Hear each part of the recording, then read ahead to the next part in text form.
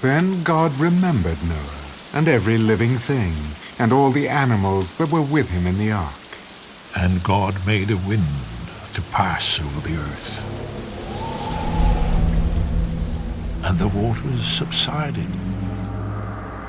The fountains of the deep and the windows of heaven were also stopped, and the rain from heaven was restrained. And the waters receded continually from the earth. At the end of the 150 days, the waters decreased. Then the ark rested in the 7th month, the 17th day of the month, on the mountains of Ararat. And the waters decreased continually until the 10th month. In the 10th month, on the 1st day of the month, the tops of the mountains were seen. So it came to pass, at the end of 40 days, that Noah opened the window of the ark which he had made. Then he sent out a raven, which kept going to and fro until the waters had dried up from the earth. He also sent out from himself a dove, to see if the waters had receded from the face of the ground.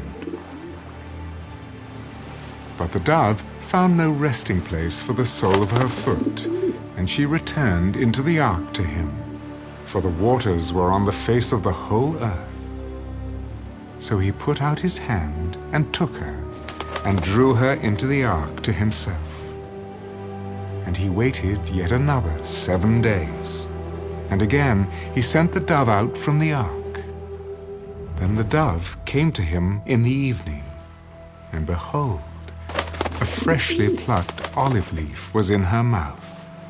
And Noah knew that the waters had receded from the earth. So he waited yet another 7 days, and sent out the dove, which did not return again to him any more. And it came to pass in the 601st year, in the 1st month, the 1st day of the month, that the waters were dried up from the earth. And Noah removed the covering of the ark and looked, and indeed the surface of the ground was dry.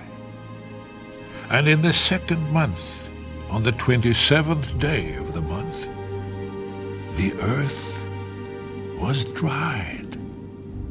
Then God spoke to Noah. Go out of the ark, you and your wife, and your sons wives with you. Bring out with you every living thing of all flesh that is with you, birds and cattle, and every creeping thing that creeps on the earth, so that they may abound on the earth, and be fruitful and multiply on the earth. So Noah went out, and his sons, and his wife, and his sons' wives with him. Every animal, every creeping thing, every bird, and whatever creeps on the earth, according to their families, went out of the ark.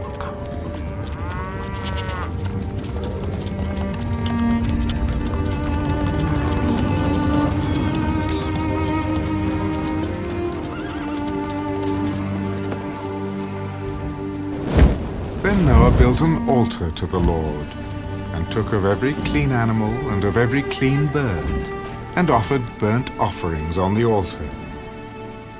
And the Lord smelled a soothing aroma. Then the Lord said in his heart, I will never again curse the ground for man's sake, although the imagination of man's heart is evil from his youth. Nor will I again destroy every living thing, as I have done.